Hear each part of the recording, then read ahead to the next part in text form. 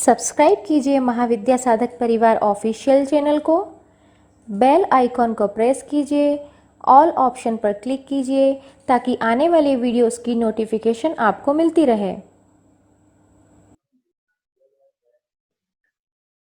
नदी जब बहती तो ऐसी नहीं बहती कि थोड़ी देर बह ली फिर बोले अब रुक जाते हैं फिर बहेंगे, फिर थोड़ी देर रुक जाते हैं फिर बहेंगे। वो फ्लो होता है। गुरु के अंदर भी फ्लो चलता है, करंट चलता है। कभी किसी नदी को देखा, किसी ने देखा कि अब 6 महीने हम नहीं बहते, 6 महीने बाद बहेंगे, ऐसा नहीं होता। जब एक बार शुरू हो गई तो वो शुरू हो जाती है। और आइंस्टाइन ने एक बार कहा था, is this universe is friendly. मतलब उनका कहने का मतलब था, अल्बर्ट आइंस्टाइन जो सबसे बड़े साइंटिस्ट थे, उन्होंने ये कहा कि क्या ये यूनिवर्स फ्रेंडली है। और ये बहुत बड़ा क्वेश्चन मार्क है। उन्होंने भी क्वेश्चन लगा दिया इसके ऊपर, क्योंकि वो भी एक मनुष्य के रूप में यहाँ पे रहे। उन्होंने बहुत सारे आविष्कार किए, ये सारे परमाणु बम तक बना डाला, सारी चीजें कर दी, क्वांटम थ्योरी ढूंढ डाली, सारी चीजें कर दी। पर फिर भी वो कह रहे हैं कि क्या ये यूनिवर्स फ्रेंडली है। अब ये बहुत बड़ा प्रश्न है। और यहीं से स्पिरिचुअलिटी शुरू होती है, क्योंकि ऐसे जो क्वेश्चंस होते हैं, ऐसे क्वेश्चंस स्पिरिचुअल माइंड से ही निकलते हैं। एक साइंटिस्ट भी किसी एक जो कह रहा है अपने आप को आध्यात्मिक व्यक्ति है या गुरु है, जो भी है, उससे ज्यादा स्पिरिचुअल हो सकता है। इसमें कोई कोई लेना देना नहीं है। हो सकता है किसी गुरु के ज्यादा नाम हो, उसके ज्यादा फॉलोअर्स हो, पर उससे गांव वाला भी, अनपढ़ गवार भी ज्यादा स्पिरिचुअल हो सकता है। उसकी स्पिरिचुअल डेप्थ उससे ज्यादा हो सकती है। तो इसका कोई पैमाना तो है नहीं, इमेजरेबल चीज है। तो आइंस्टाइन ने पूछा कि दिस यूनिवर्स इज फ्रेंडली, और ये बात है। ये आपको आज गुरु पूर्णिमा के दिन इसलिए कह दे रहा हूँ, यस, यूनिवर्स इज फ्रेंडली, ये वेरी मच फ्रेंडली है।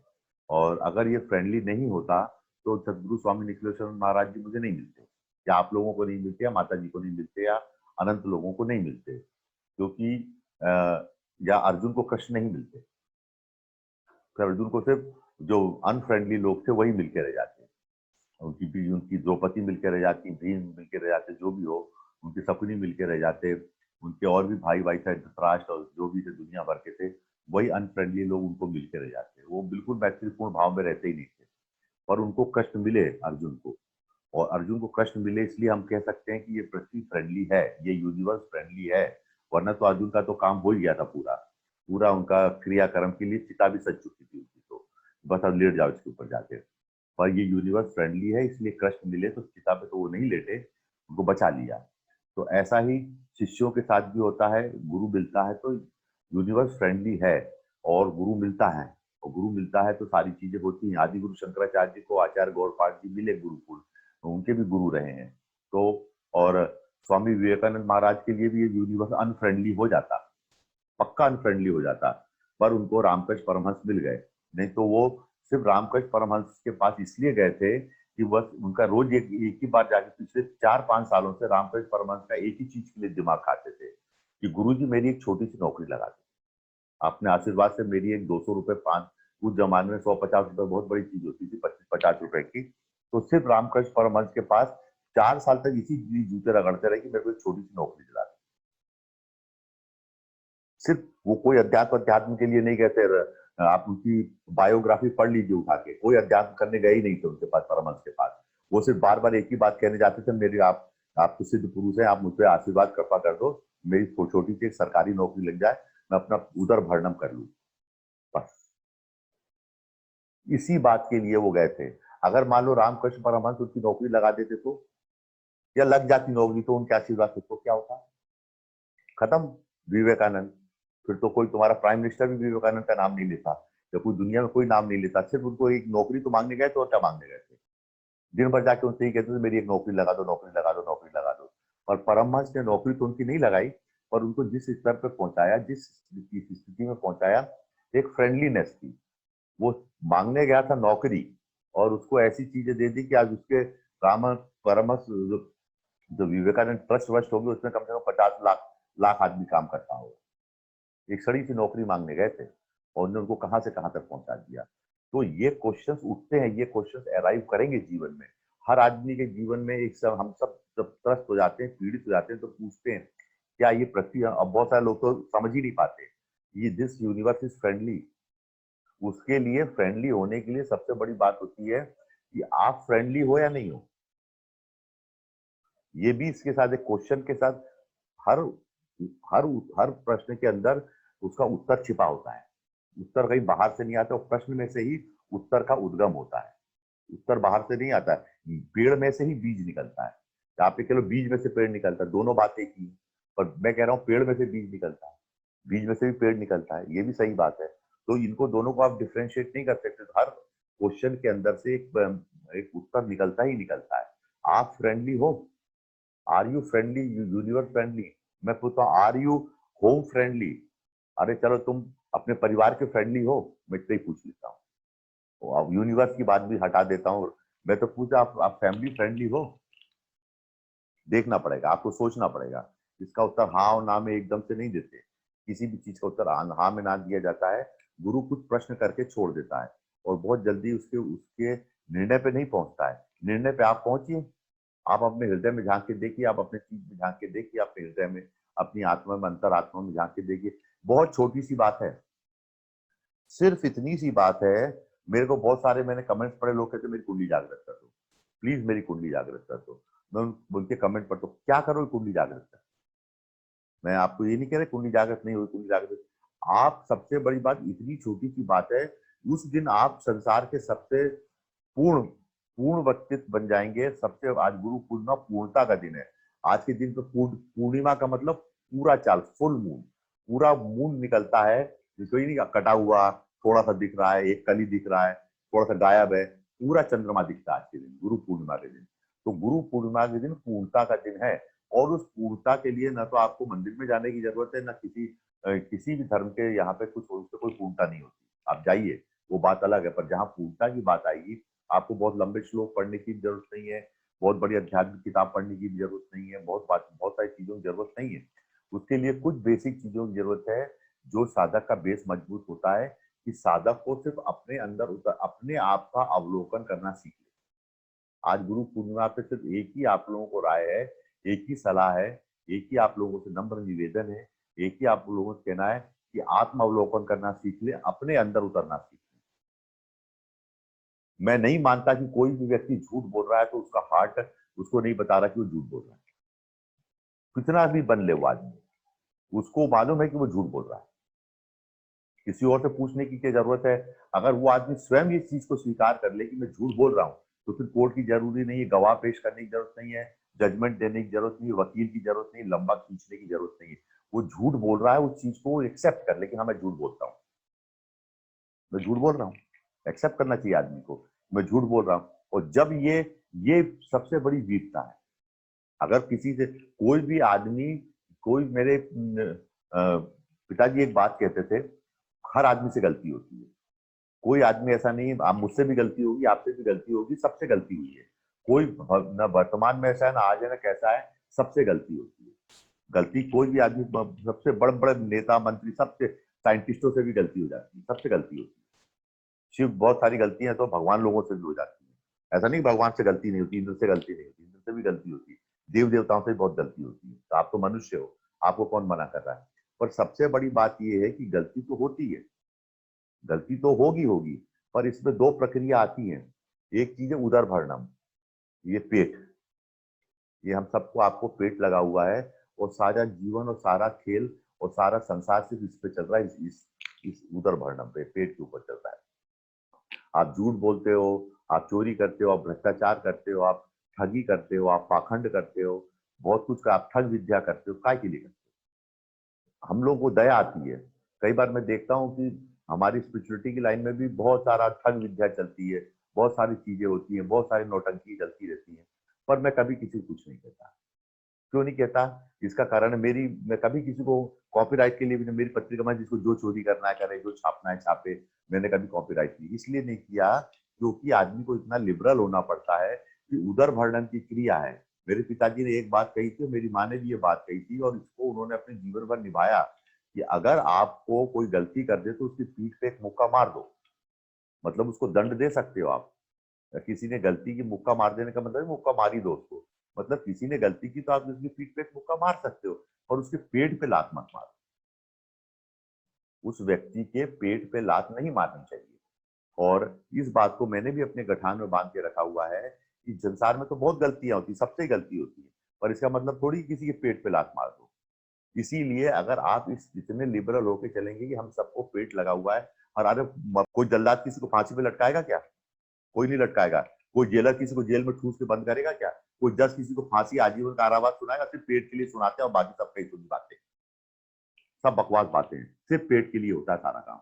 अगर उसको पेट ही नहीं होगा, अगर पेट काट के निकाल दिया, पेट का सिस्टम भगवान खत्म कर दे, तो कोई आदमी किसी को गोली नहीं मारेगा दूसरे दिन।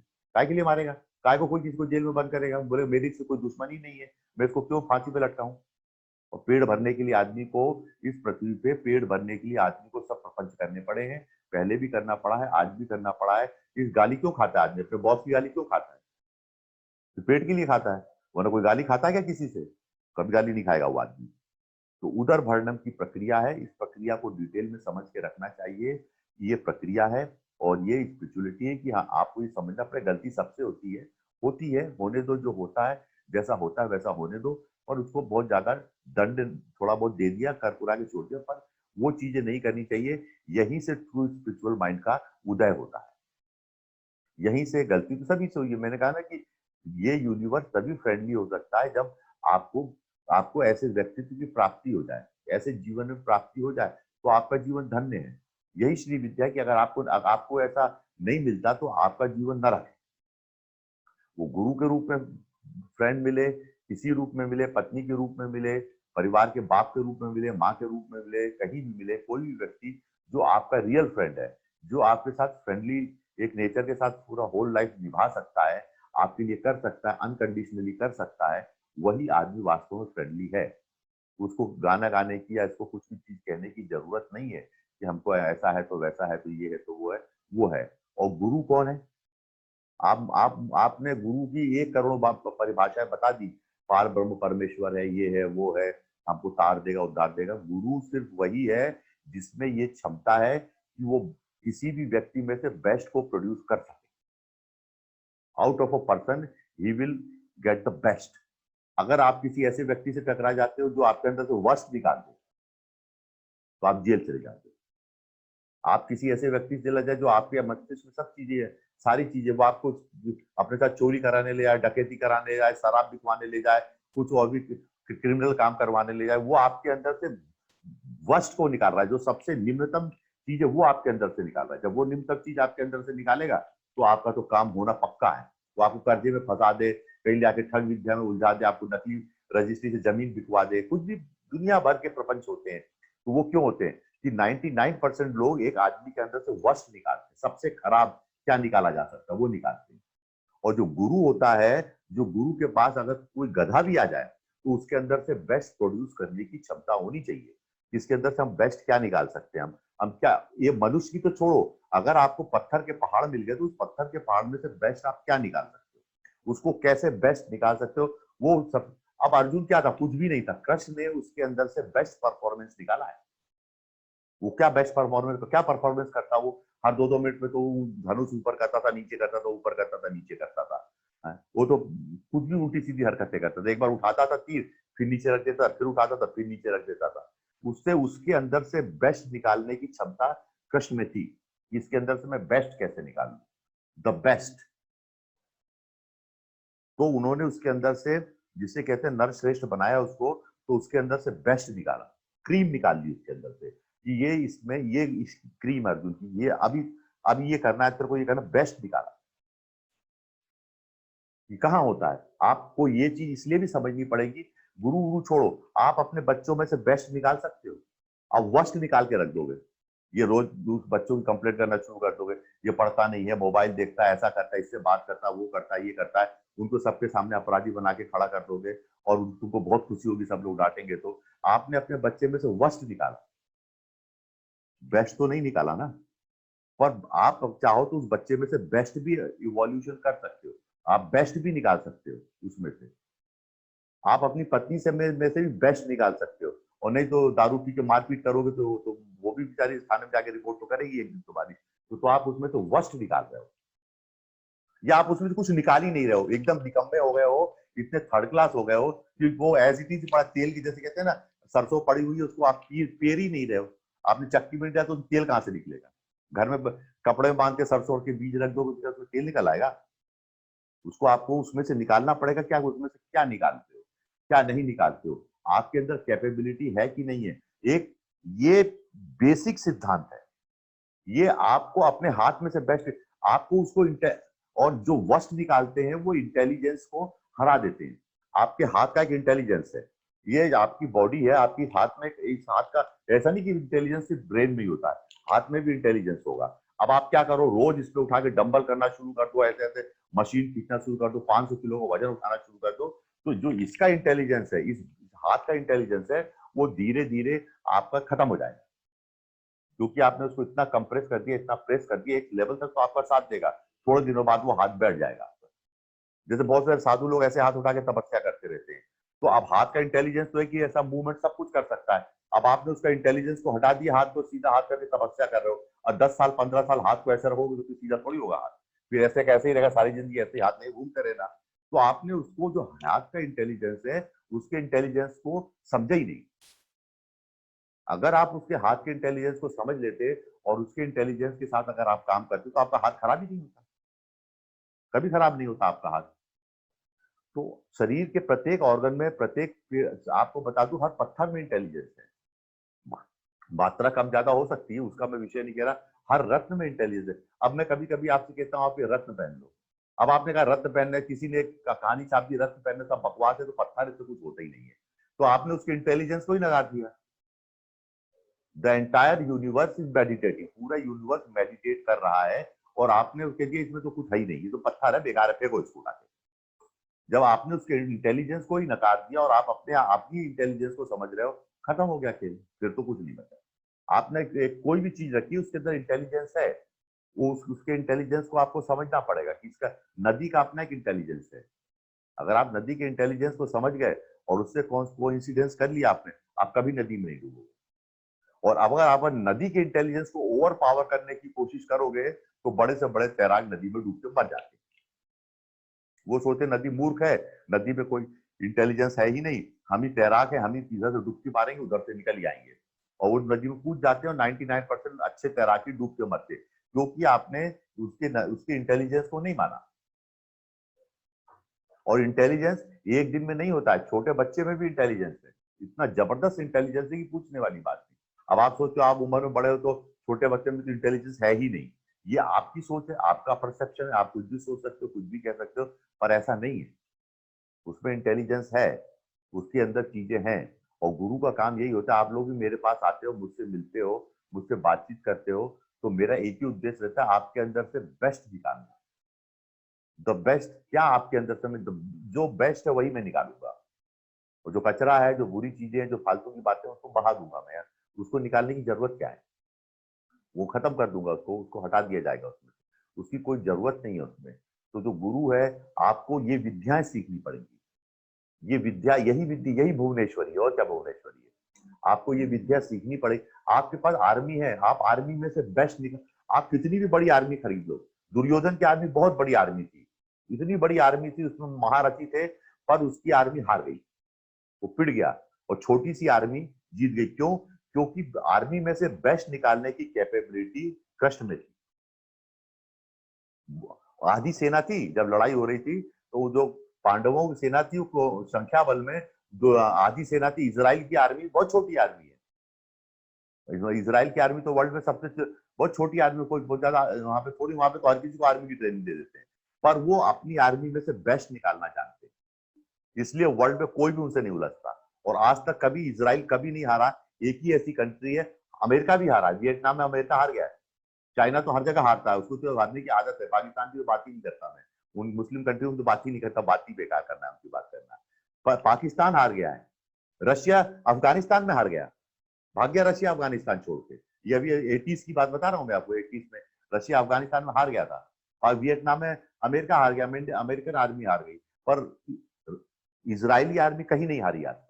क्यों? क्योंकि they produce out of the best, वो निकाल लेते, वो कभी नहीं हारते। आज इंडिया की आर्मी वर्ल्ड की सबसे बेस्ट आर्मी है, सबसे बेस्ट आर्मी है, पर उसके अंदर से वो बेस्ट है, हर बहुत खूंखार है, बहुत प्रोफेशनल है, बहुत लड़ाका है, बहुत ज्यादा उसमें वो मरने जीने से भी नहीं डरती है।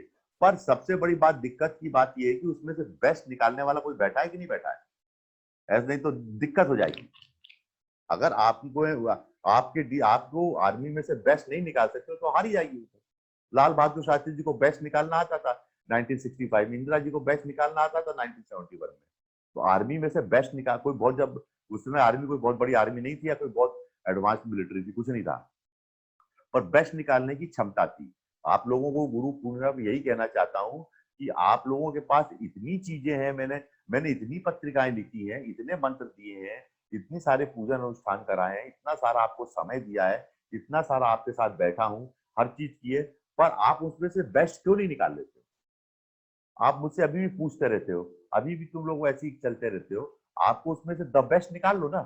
मैंने तो कभी किसी से कहा नहीं कि ये पूजन, आपको मैंने जो पत्रिका में पूजन छापे हैं, जो चीजें करी हैं, जो सारी बातें करी हैं, आप करने के लिए आपने मुझसे दीक्षा लिया, कोई भी कुछ भी कर सकता है, और नई दीक्षा ली तो भी कर सकता है। करने वाले में जील होना चाहिए, कोई भी कर सकता है। मैं फियरलेस आदमी हूँ, जो कुछ भी दिया वो सबको मैंने पूरे यूनिवर्सली दिया है। तो आप चाहो वो फ्री ऑफ कॉस्ट दिया है, और मैं कभी उसके पैसे नहीं लेता। इसमें जो वीडियो भी चलेंगे चैनल में या पूजन पाठ आएंगे, उसके पैसे नहीं लूंगा मैं। कोई कुछ भी कर ले, कभी नहीं लूंगा। पैसे लेने होंगे तो वैसे ही मांग लूंगा आपसे। पर सबसे बड़ी बात यह है कि आप इसमें से निकाल लो ना बेस्ट। मैंने तो पटक दी है सब चीजें, आप ले लो इसमें से बेस्ट।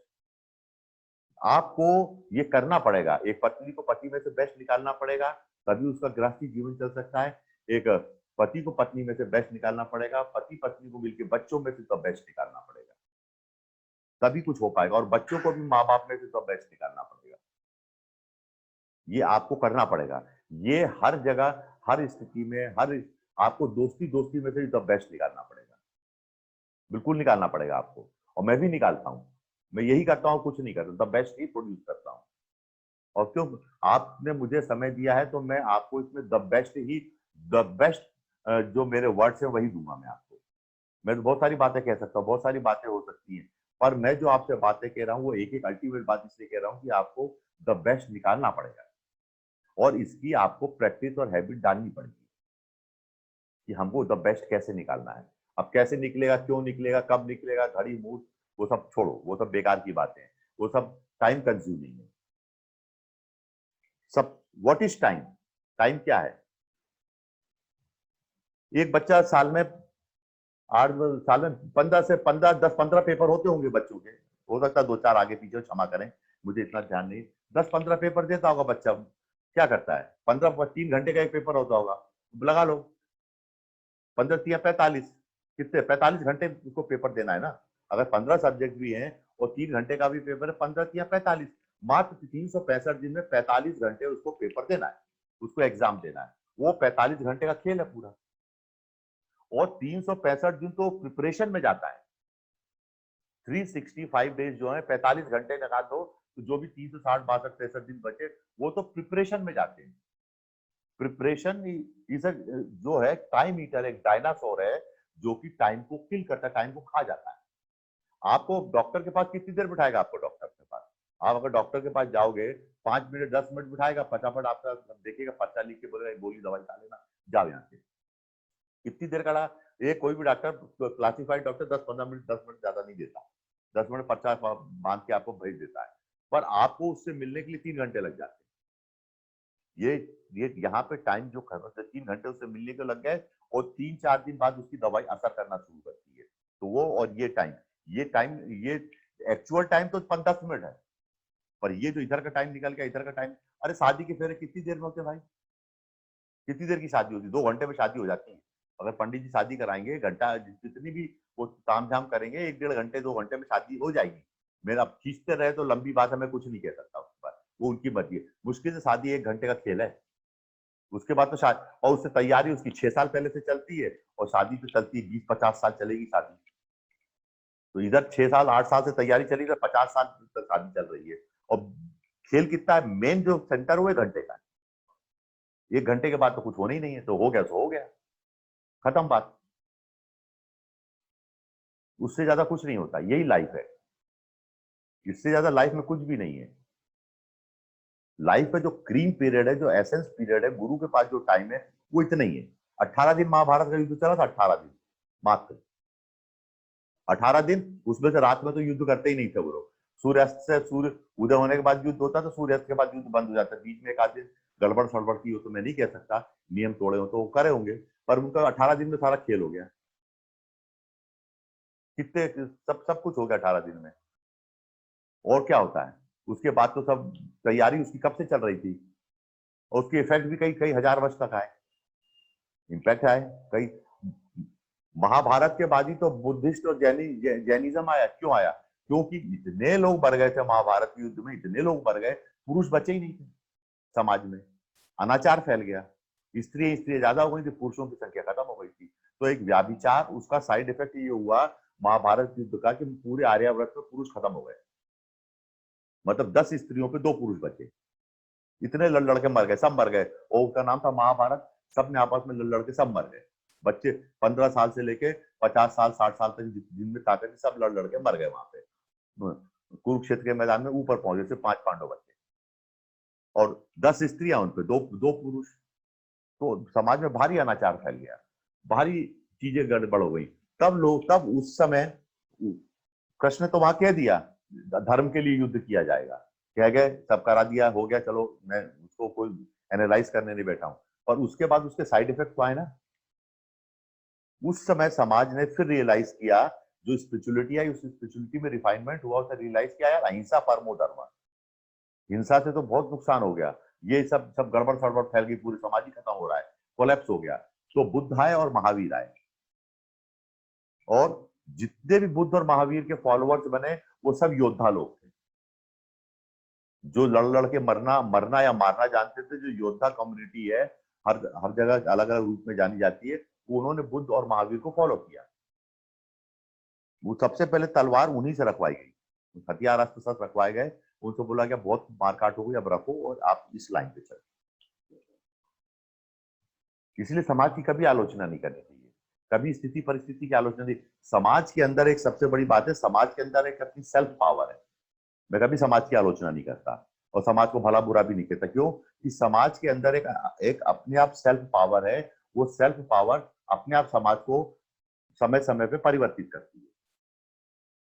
उसमें किसी के बाहरी इंटरफेरेंस की जरूरत ही नहीं है। वो समाज आप देख लीजिए, 20 साल पहले बाल कटाना लोग बुरा मानते थे, 20 साल पहले कोई सूट पहनना भी लोग बुरा मानते थे, 25 साल पहले सूट पहनने पे बड़ी बड़ी बहुत बड़ी बात मानी जाती थी। अब तो छोड़ दो, समाज ने अपने आप को इम्प्रूव कर, जिसको जो पहनना है वो पहन सकता है। समाज इंप्रूव करता है। अब उसी बात को लेकर पूरा जीवन खत्म कर दो कि इनने ऐसा पहना, उन्हें, वो आप क्यों कर रहे? वो समाज का एक सामूहिक कार्य है, सामूहिक मस्तिष्क का निर्णय है, वो समाज अपना ले लेगा। समाज समय और सही समय पे सही काल पे समाज किसी को नहीं बख्शता, वो अपना निर्णय ले लेता है अपने आप में। उसमें एक मैंने कहा ना कि समाज है, समाज को लोग समझते समाज एक पत्थर है, जिसके एक ऐसा है निर्जीव वस्तु है जिसके अंदर इंटेलिजेंस नहीं है। बिल्कुल गलत बात है। समाज में टॉप क्लास इंटेलिजेंस है, और टॉप क्लास जो ऑर्गेनाइजेशन है, it has got its on intelligence, और वो अपने इंटेलिजेंस के हिसाब से समय समय पर निर्णय लेता है, समय समय पर अपने आप को मॉडिफाइड करता है, समय समय पर अपने आप को रिसाइकल करता है, समय समय पर अपने आप को चेंज करता है, समय समय पर अपने आप को परिवर्तित करता है। इसीलिए जब तक मनुष्य तब तक समाज रहेगा, जब तक मनुष्य शुरू है तब तक समाज शुरू हुआ है, और जब तक सभ्यता रहेगी, मनुष्य रहेगा, समाज रहेगा। क्योंकि समाज के अंदर एक ऑटोमेटिक पावर है, जो ऑटोमेटिक इंटेलिजेंस है, जो सुपर क्लास इंटेलिजेंस, वो अपने आप को रिफाइन कर लेता है, अपने आप को परिवर्तित कर लेता है, अपने आप को सारी चीजों के अनुसार ढाल लेता है। तो ये चीजें होती हैं। एक आपको मैं छोटा सा मंत्र देता हूं, रीम भुवनेश्वरीय स्वाहा। रीम भुवनेश्वरीय स्वाहा, ये भुवनेश्वरी मंत्र है जो मैंने गुरु पूर्णिमा पे आपको दिया है। और आपको इस मंत्र की जुलाई के महीने में बहुत जरूरत पड़ेगी, क्योंकि जुलाई का महीना गड़बड़ सड़बड़ महीना है थोड़ा सा। तो इसमें आप नोट कर लीजिए, रीम भुवनेश्वरी स्वाहा, नहीं तो बाद में ये लोग लिख के डाल देंगे, आप नोट कर लीजिएगा। आपको हैरान परेशान होने की जरूरत नहीं है, ये मंत्र लिख के आप तक पहुंच जाएगा। और इस मंत्र का आप 15 अगस्त तक, मैं सिर्फ एक ही टाइम दे रहा हूं आपको, 15 अगस्त तक इस मंत्र का आप जाप करते रहिएगा। और ये मत पूछिएगा कितने लाख, कितने करोड़, कितने हजार, कितने सैकड़ा, कितना क्या, जितनी आपकी यथाशक्ति यथाभक्ति, माला हो माला से, माला नहीं हो काउंट करने अनकाउंट करने की, सड़क पे खड़े होकर कीजिए, गाड़ी में बैठ के कीजिए, ट्रेन में बैठ के कीजिए, खटिया पे लेट के कीजिए, चलते फिरते कीजिए, जितना कर सकते उतना कर लीजिए। पर रीम, और इसमें इसको बहुत ज्यादा, इसमें फिर मैं इसका कितने दशांश से हवन करूं, अनुष्ठान करूं, ये करूं वो करूं, कितने ब्राह्मण भोज कराऊं, मैंने कुछ भी नहीं कहा आपसे ऐसा। मैंने आपसे कहा रीम भुवनेश्वरी स्वाहा का जाप कर लेना 15 अगस्त तक, और इसको क्या कहते हैं, अपना षष्ठी में रिलीज कर देना, बस। मैंने आपको हवन करने के लिए नहीं कहा, मैंने आपको पूजा करने के लिए नहीं कहा है, मैंने आपको आरती पकड़ के गोल गोल घूमने के लिए नहीं कहा है, बिल्कुल नहीं कहा। आप करता है कर लीजिए, उसमें कोई ऑब्जेक्शन नहीं है, जो करना चाहे वो स्वतंत्र है। पर मैंने सिर्फ इतना कहा है, रीम भुवनेश्वरी स्वाहा 15 अगस्त तक जितना हो सके उतना जप लेना, 10 बार, 20 बार, 100 बार, 1000 बार, 10,000 बार, 100 लाख बार, 2 लाख, जो हो वो कर लेना, और मधुरता के साथ कर लेना। क्योंकि 15 अगस्त के बाद फिर एक जिसे कहना चाहिए कि सर्किल चेंज हो रहा है। 15 अगस्त तक का एक विकट सर्कल है, और इसमें मैंने रीम भुवनेश्वरी स्वाहा मंत्र दिया है। तो ये भुवनेश्वरी आपके घर की, परिवार की, भुवन की अधिष्ठात्री है, तो ये आपको प्रोटेक्ट करेंगी, ये आपको प्राकृतिक आपदाओं से बचाएंगी, ये आपको ये रोग वोग से, जो भी कह लीजिए, इससे भी आपके परिवार को सुरक्षित रखेंगी। आपकी आर्थिक स्थिति को, विशेषकर आपकी आर्थिक स्थिति को भी डूबने नहीं देंगी, और ये बहुत आपको पॉजिटिव इम्पैक्ट मिल जाएगा इसका, और अच्छा इम्पैक्ट मिलेगा। और 15 अगस्त के बाद बंद कर देना, मुझसे पूछने की जरूरत नहीं है कि फिर मुझे फोन लगा के पूछो कि मैं इस मंत्र को बंद करूं कि नहीं करूं। मैंने जो कह दिया उसका पालन कर, 15 अगस्त तक जाप कर लेना, जितना कर सकते हो कर लेना, यथाशक्ति यथा भक्ति कर लेना, और इसको अपने आप बंद कर देना। 15 अगस्त, 16 अगस्त से मत जपना इसको, फिर देखेंगे आगे क्या करना है क्या नहीं करना है। क्योंकि जुलाई का महीना थोड़ा ट्रबलेंट महीना है, और जिसे कहना चाहिए कि कई चीजें आकस्मिक हैं, बहुत सारी बातें हैं, सारी चीजें हैं, तो इसका आप लोग जाप कर लेना। और ये गुरु पूर्णिमा पे एक तो मैंने आपको मंत्र दिया, और जो गुरु गम्य बातें होती थी, जो गहन बातें होती थी, वो मैंने आपसे शेयर की है, और आप लोगों को संबोधित किया, आप लोगों से बात की है। और इन शॉर्ट मैंने जो कहना था, अभी मैं ज्यादा आध्यात्मिक प्रोग्राम मेरा ज्यादा, मैंने कहा ना 10 मिनट का तो काम है, 10 मिनट के काम के लिए इतनी तैयारी होती है, इतना सब कुछ चलता है। कितनी देर का ऑपरेशन, कितनी देर का होगा, 10 मिनट, 20 मिनट, 1 घंटा, 2 घंटे में ऑपरेशन सर्जरी हो जाएगी किसी की, और क्या होगा। प्लास्टर कितनी देर में पाँव बनता भाई, प्लास्टर बांधने में 20 मिनट लगेंगे पाँव में, और 6 महीने, 3 महीने के बाद फटता है प्लास्टर, 3 महीने तक आपको धोना पड़ता है प्लास्टर, 10-20 मिनट प्लास्टर बन जाएगा आपके पाँव में। 3 महीने बाद डॉक्टर से, या 4-6 महीने जो भी डॉक्टर, उसके बाद काटे पीटेगा, आपके पाँव को निकालेगा। तो स्पिरिचुअलिटी में गुरु का जो कहना है वो 5-10 मिनट का, 20 मिनट का एक आपको संक्षिप्त में बता देना बहुत है, और बातों बातों को इशारे में कह देना बहुत है। और उसके बाद जो है वो तो फिर खींचातानी है, वो मैं नहीं करूंगा, वो मेरा काम नहीं है करना। और आप इसको कर लीजिए, और मेरा बहुत आशीर्वाद है गुरु पूर्णिमा के अवसर पर आप लोगों को। आपका मन तो नहीं भरेगा, हाँ, 1-8 महीने के अंदर अगर स्थितियां ठीक रही, वॉर नहीं हुआ, तो मैं पत्रिका निकाल दूंगा। पत्रिका तैयार बैठी हुई है, पर कोशिश की जा रही है वॉर को टालने की, पर उम्मीद कम है कि टल पाएगा। इसीलिए मैंने आपको रीम भुवनेश्वर है स्वाहा मंत्र दिया है, कि कोशिश कर रहे हैं, हम लोग कोशिश कर रहे हैं कि ये युद्ध टल जाए, और ये 15 अगस्त के भीतर ही जो कुछ होना वो हो जाएगा। तो वो इसीलिए मैंने आपको दिया है, और ये विशेष तौर पर उत्तर भारत के लोगों को इस मंत्र के लिए, मैं दिल्ली से लेकर शिमला तक, हाँ, जहाँ के लोगों को ये मंत्र दे रहा हूँ, ये क्योंकि मुझे मालूम है कि ये मंत्र प्राकृतिक आपदाओं का महीना है। ये, इसमें आप मान के चलिए कि काफी कुछ है, क्योंकि इस समय जो प्लूटो ग्रह, वो जो वीनस है, प्लूटो है, प्लूटो ग्रेवयार्ड में बैठा हुआ है। प्लूटो ग्रेवयार्ड में बैठा है, मतलब शमशान घाट, या कह लीजिए कब्रिस्तान में बैठा हुआ प्लूटो ग्रह। तो प्लूटो वो कब्रिस्तान में बैठा होता है, तो इसमें आकस्मिक मृत्यु, दुर्घटना, लड़ाई झगड़े, बीमारियों से मरने वालों की संख्या, इस तरह की बातें होती है। तो ये प्लूटो कराता है सब कुछ।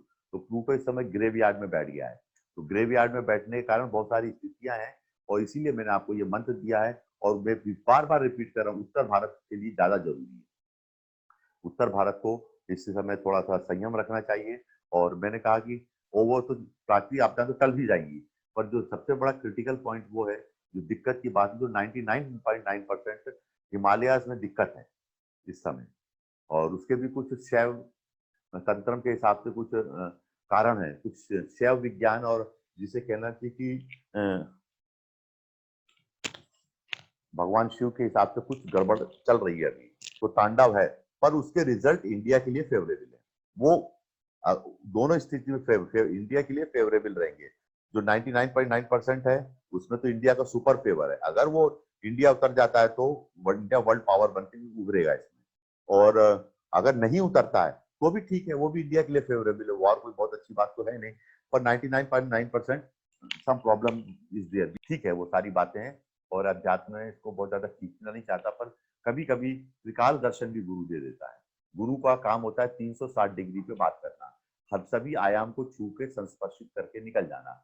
कोई भी लाइफ आयाम ऐसा नहीं हो जिसको वो संस्पर्शित करके ना निकले, तो उसका मतलब है कि वो गुरु गुरु कुछ नहीं है, बेकार की बातें सब। तो हर आयाम पे गुरु दृष्टि रखता है। तो मैथमेटिक्स के प्रोफेसर से भी बात करता है, बायोलॉजी के लोगों से भी बात करता है, सभी तरह के लोगों से जो जीवन के हर क्षेत्र में लोग होते हैं, गुरु उनके साथ एक फ्रेंडली नेचर बना के बातचीत करता है और समझता है। और कोई भी ऐसा सब्जेक्ट नहीं है जिसपे गुरु नहीं बोलता। वो फिर नहीं बोलता तो फिर उसको उसका क्या मतलब है? एक संपूर्ण रूप से कृष्ण ने अपने जीवन पे संपूर्ण रूप से सभी चीजों के ऊपर बोला है। सिर्फ कृष्ण भगवान ने पूजा पाठ के बारे में नहीं बोला, ऐसा कुछ नहीं है। कृष्ण ने सभी बारे में बात की, सभी चीजों में उनको दिखाया कि सभी चीजों, आदि गुरु शंकराचार्य जी ने भी सभी चीजों पर बात की है। कोई भी सब्जेक्ट ऐसा नहीं रहता है जो उनके लिए मौलिक ना हो, उस पर बात करने में वो परहेज करते हैं, वो ऐसा नहीं करते हैं। वो हर चीजों के बारे में, हर स्थिति के बारे में बात करते हैं, और हर शिष्य से बात करता है गुरु। हर शिष्य एक समय है, हर शिष्य एक काल है, हर शिष्य के अंदर एक अलग टाइम पीरियड चल रहा है, एक अलग सोच चल रही है। तो गुरु ऐसा नहीं कह सकता कि इससे बात करेंगे, इससे नहीं करेंगे, इससे करेंगे, इससे नहीं करेंगे। वो सबसे बातचीत करता है, सबसे सबकी सुनता है, सबके साथ बैठता है और उनसे बातचीत करता रहता है, सारे काम करता रहता है। और उम्मीद करता हूँ कि आप लोगों के यहाँ पानी गिर रहा होगा। मेरे तो आज पानी गिरा है, निखिल धाम में तो बहुत पानी गिरा है आज। और गुरु पूर्णिमा के दिन तो वीडियो देखने लायक था निखिल धाम का। झमाझम बारिश हुई है, यहाँ भी, हमारे यहाँ भी बारिश हुई है, और जगह भी बारिश हो रही होगी, नहीं है तो रात तक हो जाएगी। बारिश काफी होगी आप लोगों के यहाँ, और बारिश अच्छी है, बारिश के लिए कोई दिक्कत नहीं है। और जो गुरु पूर्णिमा पे मुझे आप लोगों को कहना चाहिए था, जो करना चाहिए था, जो एक संक्षिप्त में करना, वो कह दिया। हाँ, अब मैं आप लोगों से कुछ व्यक्तिगत बात कहना चाहता हूँ। देखो भाई, आप मेरा वीडियो देखो, मेरा वीडियो टीवी देखना, इससे अगर आप 100% या 80% भी अटेंशन के साथ देख रहे हैं तो आपका मेडिटेशन हो गया। आपको फिर कमर सीधी करके वो नाक में से हवा निकाल के छोड़ने की जरूरत नहीं है। मैं आपको 100% ट्रांस स्टेज में डाल दूंगा। अगर 70-75% भी अटेंशन, इससे ज्यादा अटेंशन नहीं दे पाओगे आप। 60-75% अटेंशन के साथ भी अगर आप वीडियो देखते हैं तो वीडियो में से आपको टोटल मेडिटेशन में लगा दूंगा।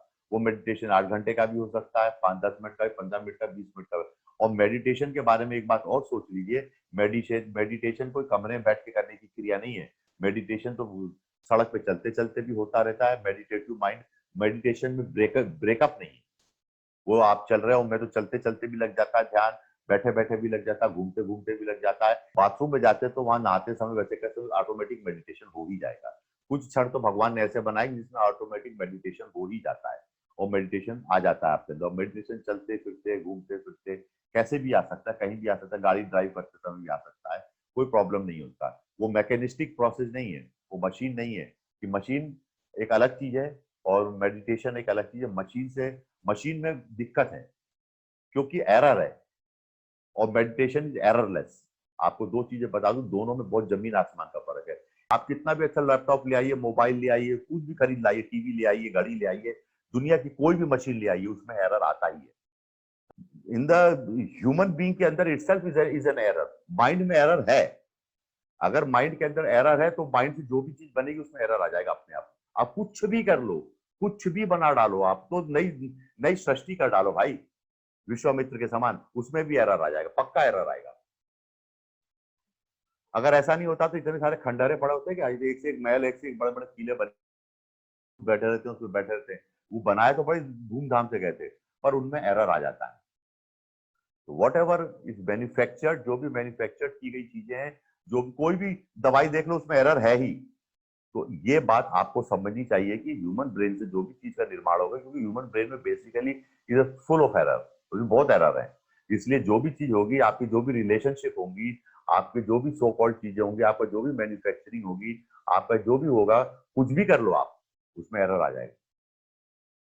मशीन के साथ यही प्रॉब्लम है, चाहे वो साइकोलॉजिकल मशीन हो, चाहे वो फिजिकल मशीन हो, चाहे वो मेंटल मशीन हो, चाहे चाहे वो बायोलॉजिकल मशीन ही क्यों ना हो। बॉडी में एरर क्यों आता है? बॉडी क्यों बीमार पड़ती है? बॉडी के अंग क्यों खराब हो जाते हैं? क्यों एरर आ जाता है बॉडी में? बॉडी साइकोल it is a biological machine, इसलिए वो मरती है, उसमें एरर पक्का आएगा। और जो एररलेस है वो इट इज नॉट क्रिएटेड, वो समथिंग एल्स, वो बहुत अलग चीज है, उसमें कोई एरर नहीं है, वो एरर से परे है। वही श्री कृष्ण है, वही भगवान श्री कृष्ण है, जो कि किसी भी दोष से या किसी भी एरर से युक्त नहीं है।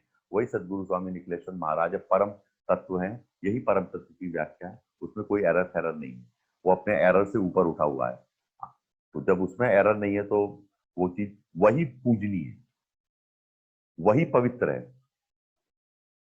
पवित्र किसे कहते हैं? जो एरर फ्री हो वो पवित्र है, जिसमें एरर है वो कोई पूजा के योग्य नहीं है, बिल्कुल नहीं है। आदि गुरु शंकराचार्य ने दुनिया भर की चीजों को बोला तुम बकवास कर रहे हो सब, इसलिए कहा, उन्होंने कहा शिवोहम शिवोहम, क्योंकि शिव एररलेस है। शिव में एरर कभी नहीं हुआ, आज तक ना हुआ, ना आगे हुआ, ना कभी होगा, ना कभी होता है, इसलिए उसका जन्म भी नहीं हुआ। और जो एररफुल चीजें हैं, मनुष्य का जन्म रोते रोते होता है, मौत भी रोते रोते होती है, और बीच का जो इंटरवल है वो भी रोते रोते कट जाता है। आप श्री विद्या के उपासक हैं, उम्मीद करता हूँ आपका हंसते हंसते जन्म होगा, हंसते हंसते जाएंगे, और बीच का जो इंटरवल है वो भी हंसते हंसते पूरा होगा। रोने के लिए कहीं श्री विद्या में तो कोई जगह है ही नहीं। और इस बात को जो मैंने कहा है, आपका जो भगवती त्रिपुर सुंदरी है वो एररलेस है, वो पूजन है। कभी भविष्य में समय मिला तो मैं आपको पूजन कराऊंगा। इसी के साथ में आज का कार्यक्रम यहाँ पे जो बोलना बताना था वो समाप्त करता हूँ, और जो मुझे कहना था नटशेल में मैंने कह दिया।